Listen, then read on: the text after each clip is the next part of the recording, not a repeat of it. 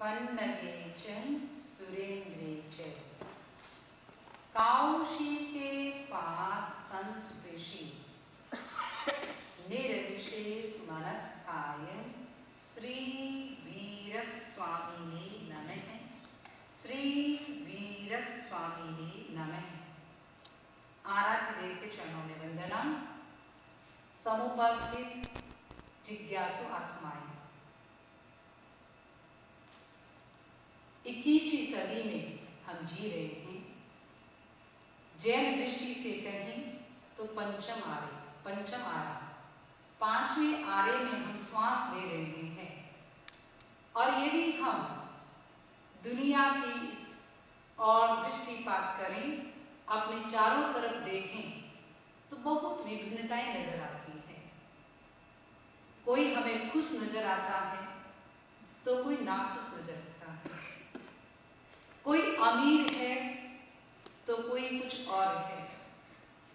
कोई आउटगोइंग ज्यादा है तो कोई शाई नेचर का ज्यादा है।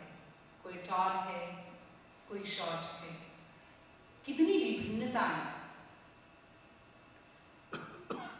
बच्चे मेहनत करते हैं, पढ़ते हैं, कुछ पास होते हैं, कुछ मेहनत करने के बाद में पास नहीं होते। मन में जिज्ञासा होती है, क्यूरियोसिटी होती है। वाह, क्या रीजन है इसका? कोई तो कारण होगा, क्योंकि बिना कॉज के कोई इफेक्ट नहीं होता, बिना कारण कोई कार्य नहीं होता। तो सो जो विभिन्नताएं दिखाई दे रही है, उन विभिन्नताओं का कारण क्या? कौन जिम्मेदार है? यदि आपसे कोई पूछे उसका जिम्मेदार कौन? खुद। हर व्यक्ति अपनी अपनी नजर से देखेगा। ईना हमको बता रही थी कि आजकल वो चल रहा है ना एक एपिसोड, सत्यमेव जयते, आप लोगों ने देखा होगा। और उसमें घटना भी देखी होगी कि डाउरी को लेकर, दहेज को लेकर के लड़की की शादी हुई और लड़की अमेरिका आ गई। उसके बावजूद उसके साथ कैसा बिहेवियर हुआ और लड़की को वापस घर पे जाना पड़ा। अब जब इस घटना ने, जिन जिन लोगों ने इस घटना को देखा, तो सबके कमेंट अलग अलग होंगे। कोई कहेगा इसका ही कुछ ऐसा कर्म था, कोई कहेगा लड़के का दोष है, कोई कहेगा लड़की के पेरेंट्स का दोष है, पहले से पता चला शादी क्यों की। ऐसी एक नहीं, अनेक घटनाएं दिन प्रतिदिन घटित हो रही है। यदि हम एनालिसिस करें, हम स्वयं सोचें, थोड़ा चिंतन करें, तो हमारे सामने भी प्रश्न होगा कि जिम्मेदार कौन? और इसका समाधान देना इतना इजी नहीं है, इतना सरल नहीं है। न जाने घर में कितनी घटनाएं घटित होती हैं, कितने इवेंट्स होते हैं, और हमेशा हमारी अंगुली किस पे रहती है? हम पॉइंट आउट किसको करते हैं? उसके कारण ऐसा होता है। बट याद रखें, एक अंगुली आप दूसरों पे करते हैं तो 3 अंगुली किसकी तरफ होती है? खुद की तरफ होती है। लेकिन हमेशा या तो हम किसी और को देखते हैं, किसी और को देखते हैं, राइट? बट जो कोई भी घटना में कभी कभी हम बात करते हैं, जैसे एक सेंटर बना आलोक जी के सामने, कभी स्वतंत्र जी के सामने, कभी ऐसा बात करते हैं, फिर इन लोगों के कारण ये हुआ। 2 दिन पहले ही बात हुई थी, तो आलोक जी ने कहा समी जी ये तो गुनाह था। क्या इसको मान ले गुनाह था स्वतंत्र जी? कोई क्या, किसके कारण? जिम्मेदार कौन? किसके कारण ये हुआ? क्या जिसने ड्राइंग की उसके कारण हुआ? क्या जिसने प्रेरणा दी उसके कारण हुआ? क्या जिसने अपना एफर्ट्स दिया, अपनी मनी दी उसके कारण हुआ? बहुत सारे कारण हो सकते हैं, लेकिन आंसर देना इतना इजी नहीं है। कोई भी घटना ने, चाहे व्यवहार जगत में चाहे सोशल सामाजिक दृष्टि से में, कोई भी घटना घटित होती है तो अलग अलग एस्पेक्ट होते हैं। यदि आप किसी एस्ट्रोलॉजर से पूछोगे तो एस्ट्रोलॉजर ज्योतिष शास्त्र ये कहेगा टाइम था, अच्छा टाइम था, ग्रह नक्षत्र अच्छे थे इसलिए अच्छा हो गया, और उसका टाइम अच्छा नहीं था, उसके ग्रह नक्षत्र अच्छे नहीं थे इसलिए उसके साथ वैसा हुआ। कहते या नहीं कहते? जब अपनी जन्म कुंडली दिखाते हैं तब कहते भाई तुम्हारा 5 साल तक अच्छा समय नहीं है, और 5 वर्ष के बाद में तेरा भाग्य सिकंदर है, जहां भी हाथ डालेगा तो कोयला भी, कोलसा भी सोना बन जाएगा। तो ज्योतिष शास्त्र के अनुसार कौन है कारण, कौन जिम्मेदार, कौन हुआ? काल हो गया, समय हो गया। और वही बात यदि कोई व्यक्ति बीमार हो गया या कुछ और हो गया, यदि आप साइकोलॉजिस्ट के पास जाओगे तो कहेंगे उसके आसपास के सर्कमस्टांसेस ठीक नहीं है, उसका वातावरण उसका कारण है। आप उस वातावरण को देखें या उसकी हेरिडिटी को देखें या कोई और चीज को देखें, तो अलग कारण हुआ या नहीं हुआ? कितने कारण होंगे।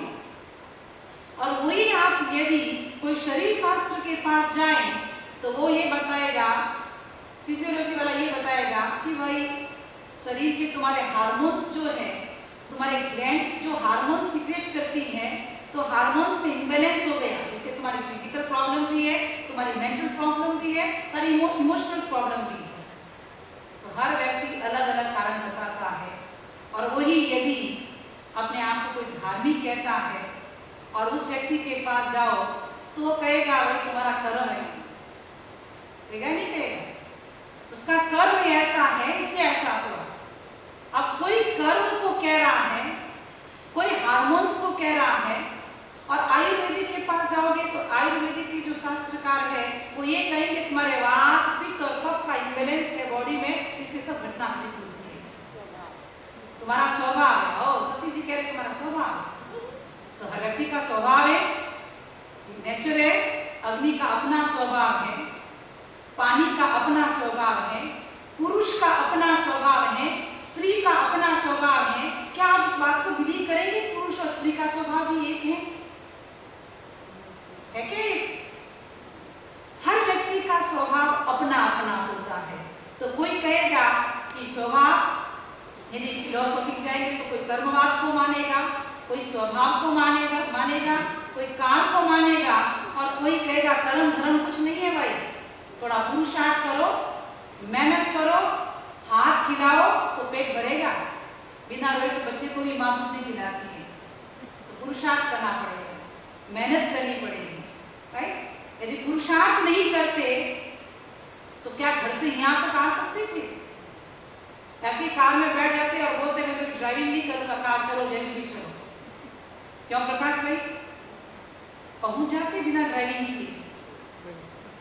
तो मेहनत की या नहीं किया आपने? जी किए, पुरुषार्थ किया, मेहनत की, तब आप यहाँ आ गए। तो कोई कहता है कि पुरुषार्थ महत्वपूर्ण है, कोई घटना घटित हो उस घटना में पुरुषार्थ जरूरी है। लेकिन कुछ दार्शनिक ये भी कहते हैं कि वे सब नियत है, होनारी को कोई टाल नहीं सकता। क्या निखिल भाई बोलते हैं ना, कभी कभी बोलते हो क्या? बोलते हैं होनहार बलवान है, होनहार को कोई टाल नहीं सकता। राजा हरिश्चंद्र सत्यवादी थे, उसके बावजूद भी उनको भी कहां जाना पड़ा आप सब जानते हैं। तो होनहार को कोई टाल नहीं सकता, होनहार बलवान होता है। इतने कारण मैंने बता दिए। यदि एक ही कारण कोई पकड़ेंगे तो समस्या हो जाएगी, प्रॉब्लम हो जाएगी, लड़ाई हो जाएगी। और हम जैन धर्म में बिलीव करते हैं, जैन शासन में बिलीव करते हैं, वीतराग विज्ञान में हमारा विश्वास है, हमारी आस्था है, हमारी श्रद्धा है। और वीतराग विज्ञान ये कहता है कि एकांत की कोई सत्य नहीं, हम अनेकांतवाद को मानते हैं। हम किसी को ये नहीं कहते कि तू गलत है और तू राइट है, हम तो ये कहते हैं कि ये भी सत्य है, ये भी सत्य है। यदि कालवादी कहता है काल के अनुसार भाई हाँ तुम भी सही हो, स्वभाववादी कह रहे हैं कि स्वभाव उसका हाँ भाई तुम भी सही हो, कोई कहता हो ना रे ठीक है तुम भी सही हो। अनेकांत दर्शन को हम मानते हैं। तो अनेकांत दृष्टि से हम देखें तो भगवान महावीर ने कहा कि कोई भी घटना घटित होती है, उस घटना के पीछे कोई एक कारण काम नहीं करता, कोई एक फैक्टर काम नहीं करता, अपितु स्वतंत्र जी मुझे बता रहे हैं हाथ से 5 फैक्टर काम करते हैं। एक फैक्टर काम नहीं करता, 5 फैक्टर। तो आचार्य तुलसी ने उसी बात को अध्यात्म पदावली में लिखा है, घटना के पीछे सदा रहते 5 भाव। घटना के पीछे सदा रहते 5 भाव, काल, नियति, प्रारब्ध है, पौरुष और स्वभाव। 5 प्रकार के समवाय की चर्चा की। समवाय यानी समन्वय, सहयोग।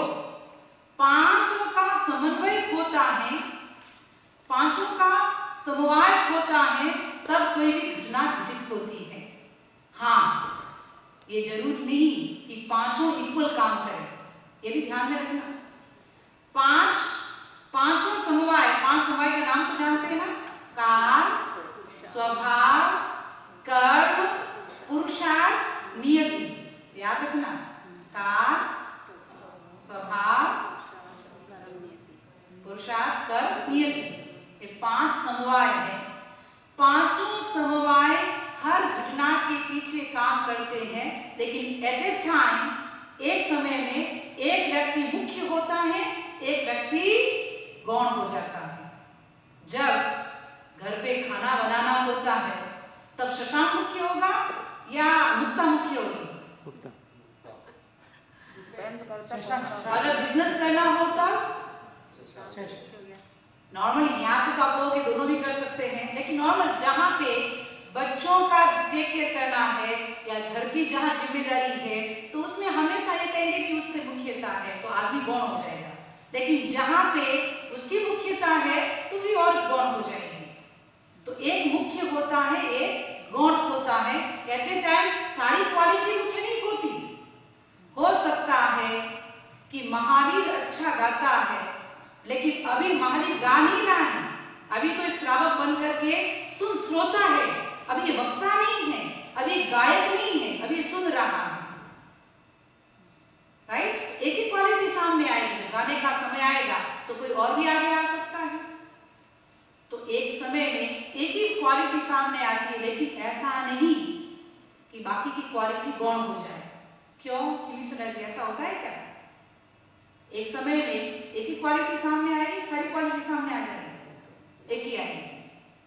ठीक वैसे ही कोई भी घटना घटित होती है तो ये 5 फैक्टर अपना रोल अदा करते हैं, लेकिन किसी समय में कोई समवाय, कोई फैक्टर मुख्य बन जाता है, कभी नियति प्रबल बन जाती है, कभी कर्म प्रबल बन जाता है, कभी काम प्रबल बन जाता है, तो कभी स्वभाव प्रबल बन जाता है, लेकिन 5 काम करते हैं। किसी भी घटना के पीछे 5 फैक्टर काम करते हैं। तो अब हम देखेंगे कि आखिर 5 है क्या। तो पहला है काल। वैसे मैंने संक्षिप्त में बता ही दिया, थोड़ा सा और उसको डिटेल में देख लें। काल जो है, लिखा है काल योग से फसल का होता है परिपाक।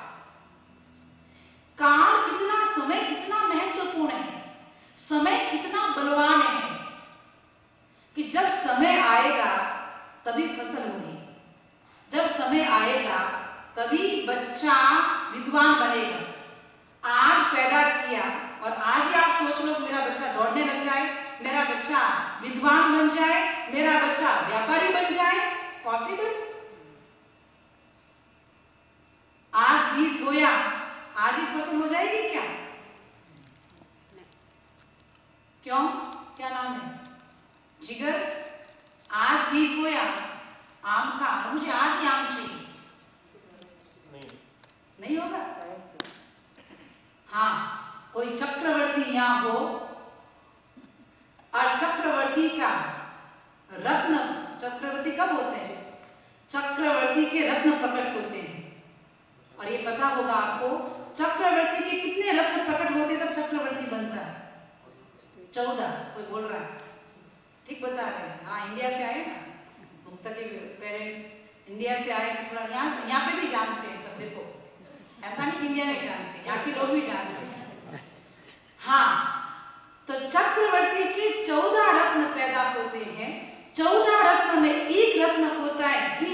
रत्न, तो वो उसकी खासियत होती है, सुबह फसल बोते हैं और शाम को फसल काट लेते हैं। बट ये सामान्य नियम नहीं है। सामान्य नियम तो यही है कि समय आएगा, समय का परिपाक होगा तभी काम होगा, और यदि समय का परिपाक नहीं होगा तब तक काम नहीं होगा, पॉसिबल ही नहीं। इसलिए समय का बड़ा महत्व है। व्यवहार में भी देखते हैं आप लोगों को, यहाँ तो मैंने कभी सुना नहीं, अभी तक सुनने को नहीं आया, क्योंकि सब जॉब करते बिजनेस वाला, इंडिया में सुनने को मिला मेरे को। यहाँ क्या होता है आप जानते होंगे ज्यादा। इंडिया में कहते हैं कि समनी जी 12 महीना हम वर्क करते हैं, लेकिन काम पे 12 महीना सीजन नहीं होती है। 12 महीने सीजन इक्वल नहीं होती बिजनेस की। सीजन तो 3-4 महीने होती है, उस समय बड़ा हार्ड वर्क करते हैं और उस समय अच्छा अर्न करते हैं। यहाँ पे भी सीजन तो चलती होगी, कहते हैं ना अभी क्रिसमस की सीजन है, अभी उसकी ये सीजन है, कभी ये सीजन है, तो सीजन के अनुसार काम होता है। तो सब समय का प्रभाव है, समय के अनुसार सारा काम होता है। और समय का प्रभाव थोड़ा और गहराई में आप जाओ तो समय कितना महत्वपूर्ण है। अपन देखें, चौथे आरे में किसी ने जन्म लिया तो तीर्थंकर बन सकता है, राइट? ये बात तो जानते हैं ना। तीसरे आरे में जन्म लिया भगवान ऋषभ ने, और बाकी के तीर्थंकर जन्म कब लिए? चौथे आरे में। 5वें आरे में कहते हैं मोक्ष के दरवाजे बंद। यहां तक कहते हैं यदि चौथे आरे में किसी ने जन्म ले लिया तो 5वें आरे में मुक्त हो सकता है, लेकिन 5वें आरे के पहले समय में, प्रथम समय में भी किसी ने जन्म लिया तो मुक्ति पॉसिबल नहीं। ये समय कितना बड़ा बलवान है। तो समय के बिना क्या कोई घटना घटित हो सकती है? समय के बिना कोई काम हो नहीं सकता है। और यहाँ तक शुभाशुभ कर्मों का उदय भी समय के अनुसार होगा। कर्म मैंने कभी बांधे, लेकिन समय आएगा जब परिपाक होगा तभी उदय में आएगा। समय के बिना कोई कर्म भी उदय में नहीं आएगा। तो कोई भी घटना घटित हो तो काल भी महत्वपूर्ण भूमिका अदा करता है। तो काल भी एक कारण है। दूसरा कारण आया, बताया स्वभाव। स्वभाव यानी नेचर। हर चीज का अपना नेचर होता है। आम के बीज में, उस गुठली में आम बनने का स्वभाव है, आम बनने की क्षमता है, लेकिन क्या आम के बीज से, आम की गुठली से धतूरा या बबूल का वृक्ष पैदा हो सकता है? या कोई दूसरी चीज, दूसरा फ्रूट्स पैदा हो सकता है? क्या आलू या कुछ और पैदा हो सकता है? नहीं हो सकता है। तो जिसका जो स्वभाव है वो स्वभाव के अनुसार ही काम करेगा। स्वभाव के बिना भी, नेचर के बिना भी किसी भी घटना का काम नहीं चल सकता। तीसरा फैक्टर जो है वह है कर्म। कर्म बड़ा महत्वपूर्ण फैक्टर है। और बोलचाल की भाषा में हम कहते हैं कि जब तक समय अनुकूल नहीं होगा तब तक कोई भी काम नहीं होगा। आचार्य तुलसी ने भी लिखा है, सम प्रयत्न सम बुद्धि बल परिणति विसदृश लब्ध, घटना के वैविध्य का प्रबल हेतु प्रारब्ध। एग्जाम्पल से बताया है कि एक माँ के ट्विंस पैदा हुए बच्चे, समय अनुकूल है, ग्रह नक्षत्र सबका बड़ा योग है, स्वभाव ही नेचर भी अच्छा है, पढ़ने का, कुछ काम करने का, कमाने का नेचर भी है, हुनर भी है, स्किल भी है, लेकिन क्या वो दोनों एक साथ एक जैसा विकास कर सकते हैं? कर्म के उदय पर निर्भर है। फिर दोनों भाइयों का समय अनुकूल, दोनों ने बिजनेस स्टार्ट किया और कहते हैं, बहुत बड़ी ऐसी घटना सुनते हैं कि एक भाई ने बिजनेस किया और दोनों अलग अलग हो गए। पुरानी पार्टियां थी, उनके साथ उसने सौदा किया, अरेंजमेंट किया, किया, बिजनेस किया, और नए नए जिसने अलग बिजनेस किया उसने अलग कस्टमर बनाए, अलग व्यक्तियों के बनाए, लेकिन वो तो आगे बढ़ गया और जो पुराना बिजनेस जमा जमाया था वो ठप हो गया। तो कर्मों का उदय और कर्मों का क्षयोत्सम, कर्म का क्षयोत्सम भी बहुत बड़ा रोल अदा करता है। चौथा जो बिंदु है वह है पुरुषार्थ। पुरुषार्थ के बिना भी कुछ नहीं हो सकता, और यहां तक कहा जाता है, जैन फिलोसॉफी, जैन दर्शन ये कहती है कि सिर्फ कर्म के आधार पर आपको बैठना नहीं। यद्यपि जैन दर्शन का कर्मवाद बड़ा विस्तृत कर्मवाद है, बड़ा सूक्ष्म कर्मवाद है, और यहां तक कहा भगवान महावीर ने कि जैन दर्शन का कर्मवाद का जो कॉन्सेप्ट है वो कॉन्सेप्ट ऑफ जस्टिस, न्याय का कॉन्सेप्ट है। उसमें आपको न्याय मिलेगा, चाहे आप सामान्य व्यक्ति हो चाहे बड़े से बड़ा व्यक्ति हो, लेकिन कर्म जैसा किया है वैसा भोगना पड़ेगा, ऐसा कहते हैं। लेकिन पुरुषार्थवाद ये कहता है कि सिर्फ आप इस बात पे हाथ रख नहीं बैठ सकते हो कि जैसा कर्म किया वैसा भोगना पड़ेगा। पुरुषार्थवाद ये कहता है आप श्रम करो, पुरुषार्थ करो, साधना करो, तपस्या करो, स्वाध्याय करो, और स्वाध्याय और तपस्या के द्वारा आप अपने कर्मों को भी बदल सकते हो। समय बड़ा अनुकूल है, स्वभाव भी अच्छा है, कर्म भी अच्छे हैं, लेकिन पुरुषार्थ नहीं करोगे तो आम की फसल खेती अच्छी हुई, बढ़िया भी आम आ रहे हैं, चाहे इंडिया से गुजराती लोगों को देखो, शायद आम ही आम खरीदते होंगे आजकल, स्पेशल हंस रहे हैं जो गुजराती हैं जो, ऐसे तो मुझे पता नहीं। एक बार हम गए, बेटाउन गए थे, तो हम जिस फैमिली के साथ जा रहे थे उसको कुछ खरीदना था, तो हम तो कार में बैठे थे और वो अंदर गए तो देखा जो भी लोग बाहर निकल रहे थे सबके साथ आम की पेटी थी।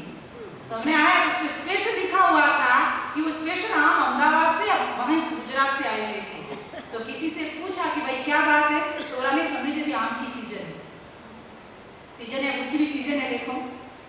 लेकिन आम स्टोर पे आए हुए हैं और यदि स्टोर वाला कहे कि आम ऐसे ही बिक जाएगा, कैसे बिक जाएगा?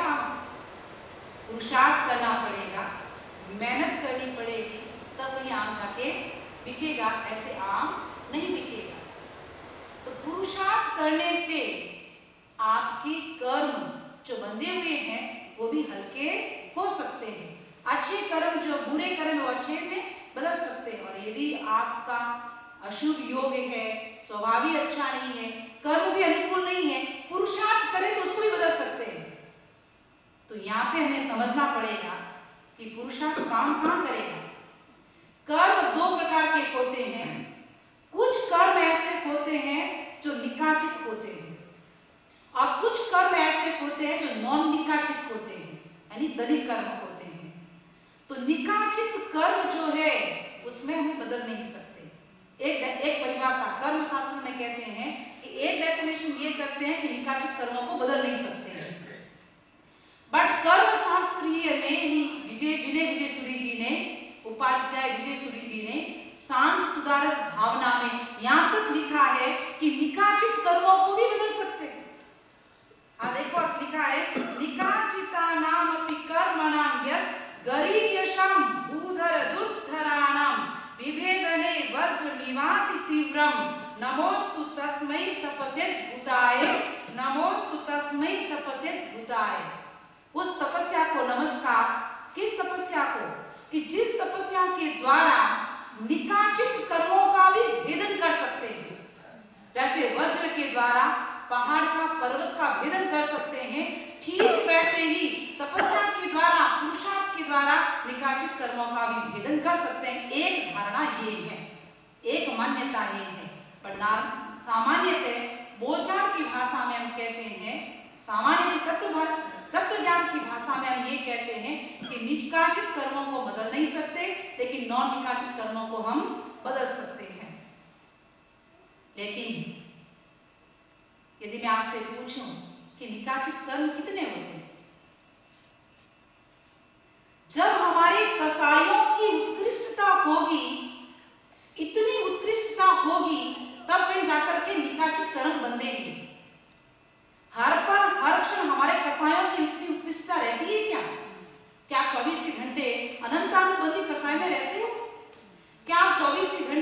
अनंतानुबंधी मान अभिमान में रहते, माया लोभ में रहते। यदि वैसा यदि आप अनंत का अनुबंध करने वाला कसाई 24 घंटा नहीं रह सकता। वो तो कभी कभार जीवन में कभी कभार कोई घटना घटित होती है, कोई ऐसा समय आता है, कोई ऐसा क्षण आता है, तब कोई ऐसे कर्मों का बंध होता है। तो आप यदि कहें तो 20% ऐसा है कि जो निकाचित, और निकाचित जो कर्म है वो नियति में जाएंगे। फिर कहेंगे वहां पुरुषार्थ का जोर नहीं चल सकता, वो नियति है। 80% पुरुषार्थ के हाथ में है। यदि हम पुरुषार्थ करें, सम्यक पुरुषार्थ करें, नियति के भरोसे न रहें, कर्मों के भरोसे न रहें। भगवान महावीर ने पांचों समवायों को कहा कि पांचों समवाय का महत्व है, लेकिन पांचों समवाय में भी 4 समवाय हमारे हाथ में नहीं, पुरुषार्थ करना हमारे हाथ में है। यदि हम सच्चा पुरुषार्थ, सही पुरुषार्थ करें तो समय बदल सकते हैं। विकाचित कर्मों की बात अलग है। इतिहास साक्षी है, हमारे जैन शास्त्र भी बताते हैं कि चाहे भगवान महावीर हो, चाहे भगवान ऋषभ हो, चाहे भगवान राम हो, चाहे 16 सतियां हो, चाहे कोई और सामान्य व्यक्ति हो, किसी को भी कर्म छोड़ता नहीं। निकाचित कर्म है, उसके आधार पर जो गुने में आते हैं तो भोगने पड़ते हैं। लेकिन ये सारे के सारे करते समय यदि व्यक्ति जागरूक रहे, क्रिया करते समय यदि व्यक्ति जागरूक रहे, और तो कम से कम व्यक्ति उससे बच सकता है। यदि क्रिया करते समय यदि जागरूक न रहे और पुरुषार्थ न करे तो व्यक्ति निकाचित कर्मों का भी बंद कर सकता है। तो 3 शब्द आते हैं, पाप, पाप का अभिमान और पाप का प्रायश्चित। 3 शब्द याद रखोगे, पाप, पाप का अभिमान और पाप का प्रायश्चित। पाप किया, और पाप मीन्स कोई भी काम करते हैं, आप घर पे भी करते हैं, छोटी सी बात है, आप एग्जाम्पल से समझेंगे तो जल्दी समझ में आएगा। खंदक मुनि का आपने सुना है? खंदक मुनि के बारे में घटना सुनी? विमला जी कह रहे हैं हाँ सुनी है। मीना जी सुनी है? क्या है खंदक मुनि की घटना? खंदक मुनि की घटना पहले आपको सुनाऊं और उसका कारण फिर बाद में सुनाऊंगी। क्या कारण था उस घटना के पीछे? खंदक मुनि कहते हैं सावत्थी नगरी, नगरी का नाम है, गांव का नाम सावत्थी नगरी के महाराज हुए हैं कनक सेतु, और महारानी का नाम था मलया सुंदरी। उन्होंने एक पुत्र को जन्म दिया जिनका नाम था खंदक, और एक पुत्री को जन्म दिया, उसका नाम था सुनंदा। कहते हैं सुनंदा की शादी तो पुरुष सिंह के साथ हो गई कुंती नगरी में, लेकिन खंदक मुनि, खंदक कुमार भगवान महावीर के प्रवचन सुनने के लिए गए। प्रवचन सुना और प्रवचन सुन करके विरक्त हो गए, और विरक्त होकर के मुनि बने। जब मुनि बनने के बाद में साधना की, काफी तपस्या की और सुयोग्य बन गए। जब योग्यता इतनी आ गई कि मैं अकेला साधना भी कर सकता हूं, तो 2 प्रकार की साधना होती है, एक सामुदायिक साधना और एक होती है व्यक्तिगत साधना। सामुदायिक साधना का महत्व अलग है और व्यक्तिगत साधना का भी अपना महत्व है, लेकिन व्यक्तिगत साधना तब खराब होती है जब अभिमान आ जाता है। लेकिन खंदक मुनि के अभिमान नहीं था। जब योग्यता हासिल कर ली तो भगवान महावीर से निवेदन किया कि प्रभु मैं साधना करना चाहता हूं और मैं व्यक्तिगत साधना करना चाहता हूं। तो भगवान महावीर ने कहा जहां सूर्य, जैसे आपकी इच्छा, आप साधना कर सकते हैं। अकेले साधना करने के लिए गए, घटना मोड़ का ले आप ध्यान देना, सिर्फ घटना नहीं, घटना को ध्यान से सुनेंगे। जब वो वापस गए, अकेले जा रहे थे साधना करने के लिए, और इधर पिता को पता चला अरे मेरा बेटा राजकुमार अकेला साधना करने के लिए निकला, पता नहीं कितने संघर्ष आते होंगे, कितने कष्ट आते होंगे। ये तो राजपाट में, राज्य में पला, राजमहल में पला पोसा बड़ा हुआ, इसलिए अब तो मेरे बस की बात है, ये सोच करके मोहवश पिता ने 500 अंगरक्षकों को भेजा सुरक्षा के लिए। कितने लोगों को? 500 लोगों को सुरक्षा के लिए 500 लोगों को भेजा। खंदक मुनि ने कहा, साधना के में मुझे किसी की सुरक्षा की जरूरत नहीं, स्वयं की सुरक्षा मैं स्वयं करूंगा और किसी बाहरी बाह्य सुरक्षा की मुझे आवश्यकता नहीं। बट पिता का मोह था 500 अंगरक्षक हर पल हर क्षण खंदक मुनि का ध्यान रखते। लेकिन संयोग की बात, विचरण करते करते मुनि एक जगह नहीं रहते, विचरण करते करते विहार करते करते वो कहाँ पहुंच गए? जहाँ बहन थी सुनंदा और उसके जीजाजी थे, उनके राज्य में पहुंच गए। पुरुष सिंह के राज्य में पहुंच करके साधना करने लगे। तो वहां जब विहार कर रहे थे, हुआ क्या हुआ?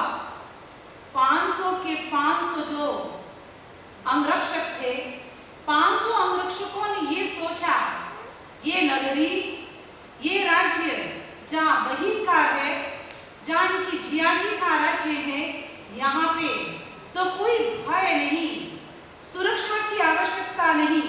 जब ये सोचा और ये सोच करके सभी थोड़े शिथिल हो गए और शिथिलता इतनी हुई कि ध्यान नहीं दिया गया और वो इधर उधर गए और इधर उधर गए, अकेले हो गए। अकेले हुए थे। अब घटना मोड़ लेती है। घटना क्या मोड़ लेती है? साधु खंदक मुनि विचरण करते करते भिक्षा के लिए जा रहे थे। जब भिक्षा के लिए गुजर रहे थे तो कहते हैं कि जहां उनकी बहन का राजमहल था, जी बहन और बहनोई जी दोनों बैठे थे राजमहल में और चौपट खेल रहे थे।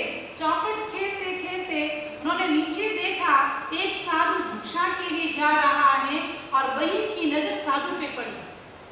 बहन की नजर जब साधु पे पड़ी और बहन ने सोचा, देखो एक दिन मेरा भाई राजमहल में था, आज मैं सारा सुख भोग रही हूँ, पर मेरा भाई ऐसे विचरण कर रहा है, कैसे घर घर भिक्षा के लिए जा रहा है, कैसे मुनि की साधना, कठिन साधना कर रहा है। ये सोच करके बहन की आंखों में क्या आ गए? आंसू आ गए। और आंसू किसने देख लिए? उसके हस्बैंड ने देखे। पुरुष सिंह उसका नाम था। जब राजा ने देखे तो राजा को डाउट हो गया। राजा को डाउट ये हुआ, हो न हो इसका किसी और के साथ है। सीधा आदमी को ये डाउट।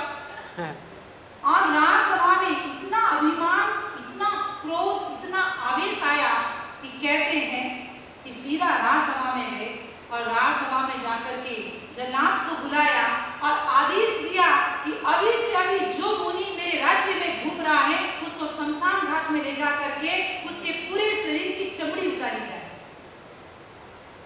पूरे शरीर की चमड़ी उतारना, इतना बड़ा आदेश। आदेश के अनुसार जल्लाद ने काम भी किया। असह्य वेदना हुई और उस असह्य वेदना को भी खंदक मुनि ने सहन किया और बड़ी क्षमता के साथ सहन किया। संयोग जब पता चला पुरुष सिंह को, बड़ी ग्लानि हुई, बड़ा प्रायश्चित किया और वहां पे आए और आकर के खंदक मुनि से प्रायश्चित क्षमा याचना की, क्षमा मांगी।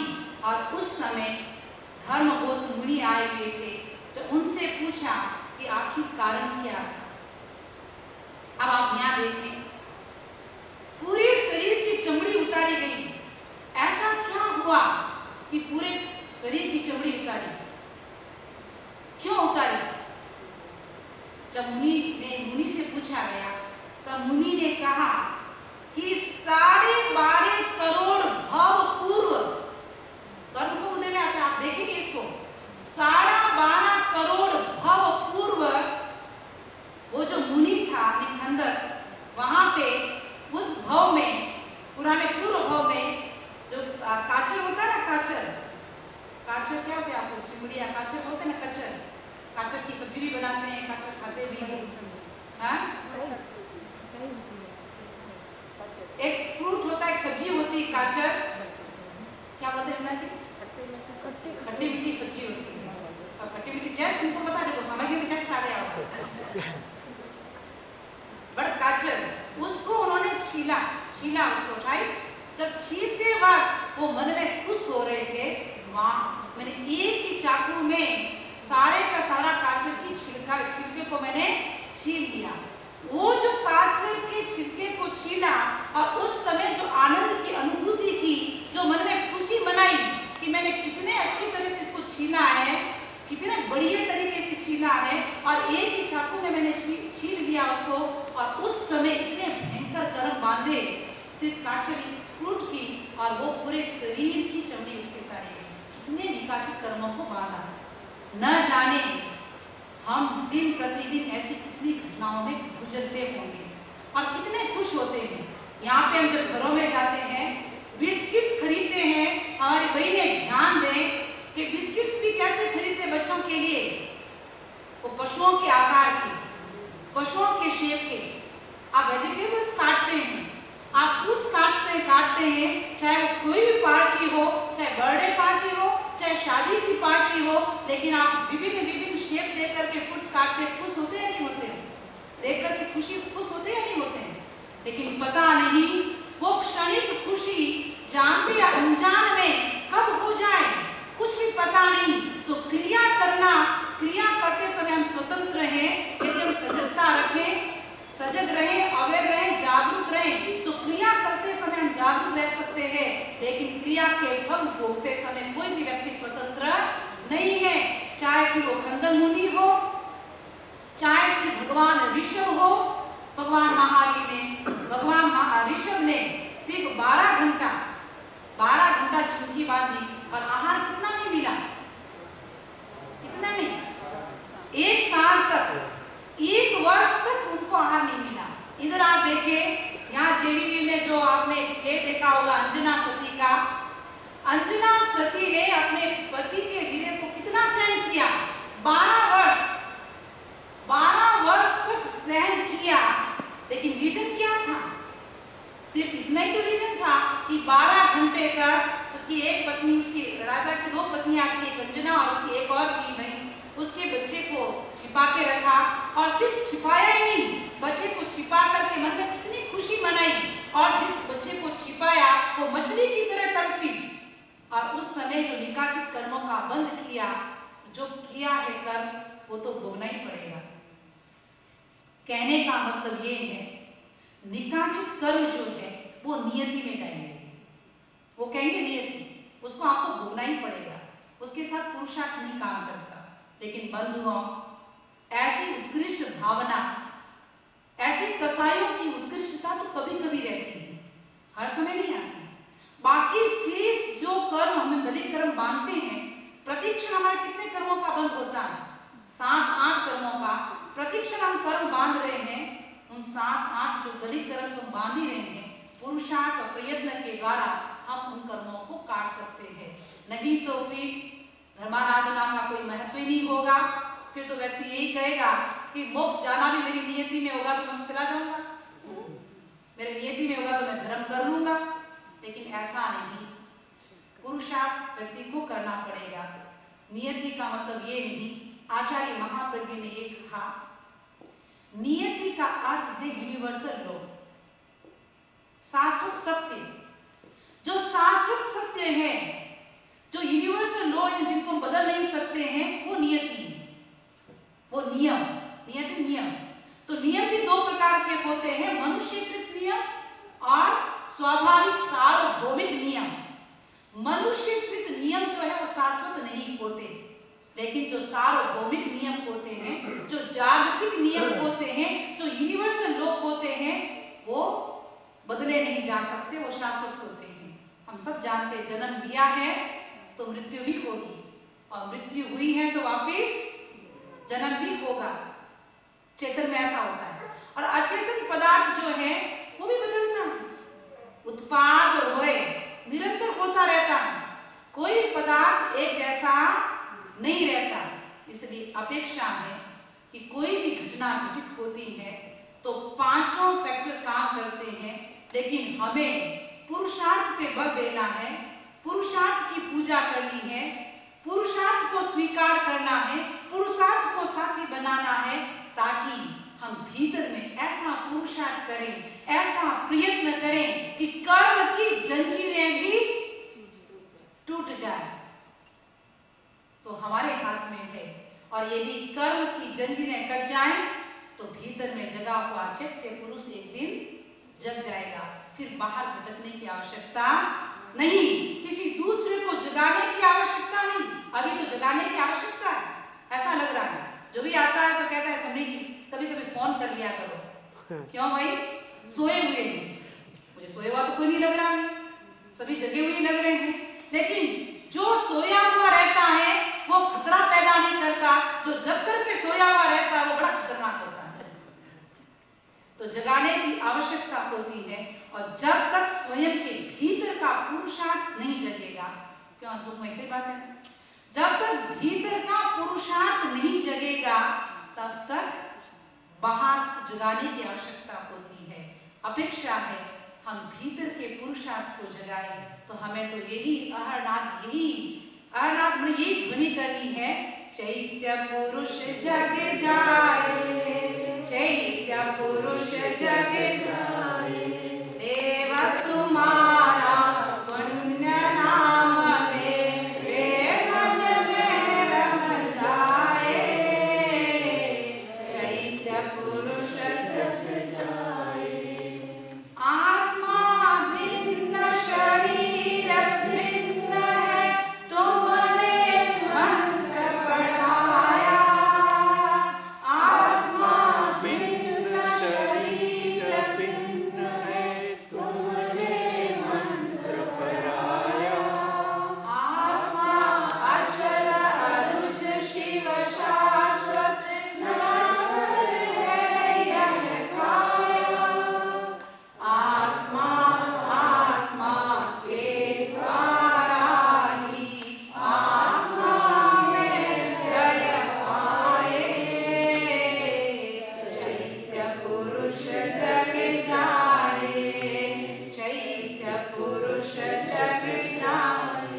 तुम निरुपद्रव हम निरुपद्रव, तुम हम सब है आत्मा, विद्यात्मा से हम सब बन जाए परमात्मा।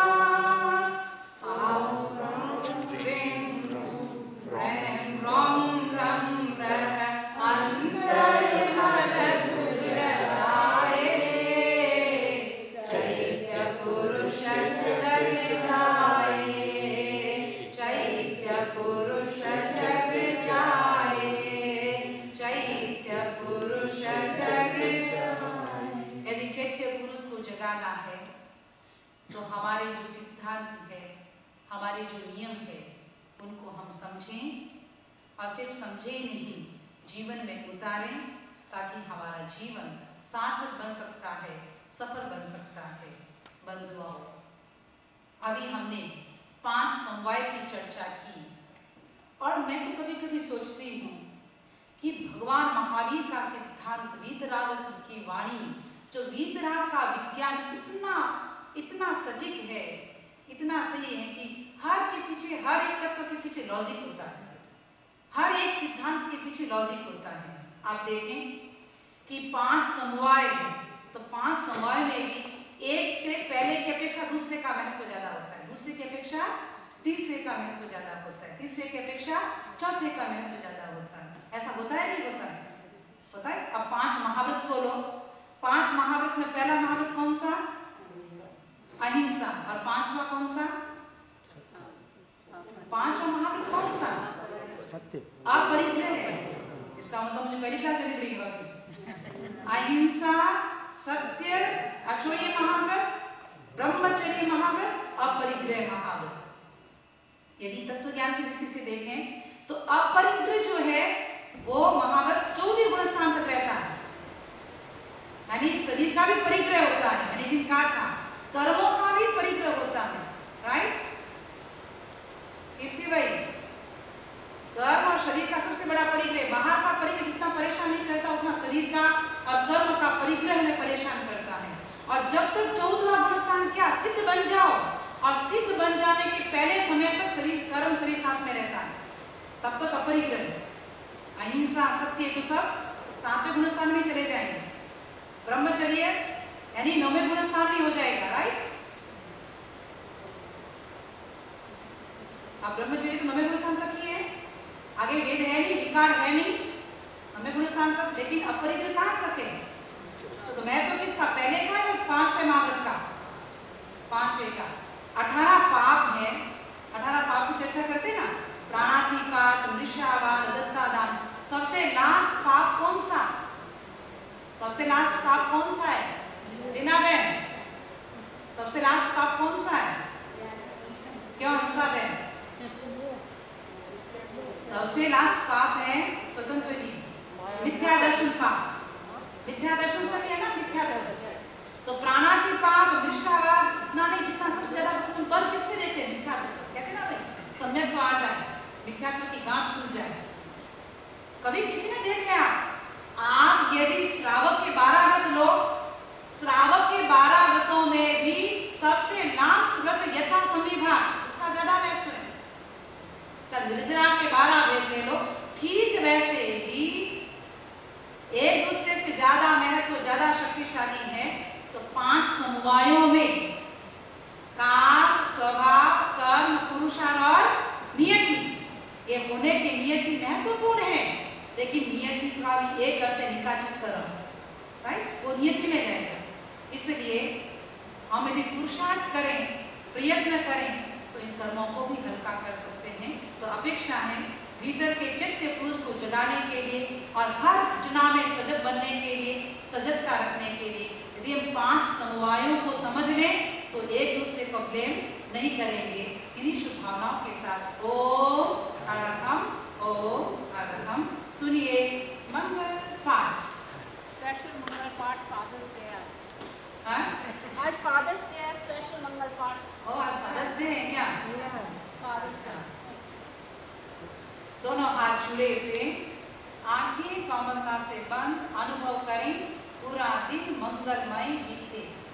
चत्तारि मंगलम, अरहंता मंगलम, सिद्धा मंगलम, साहु मंगलम, केवली पन्नतो धुमो मंगलम। चत्तारि लोगुत्तमा, अरहंता लोगुत्तमा, सिद्धा लोगुत्तमा, साहु लोगुत्तमा, केवली पन्नतो धुमो लोगुत्तमो।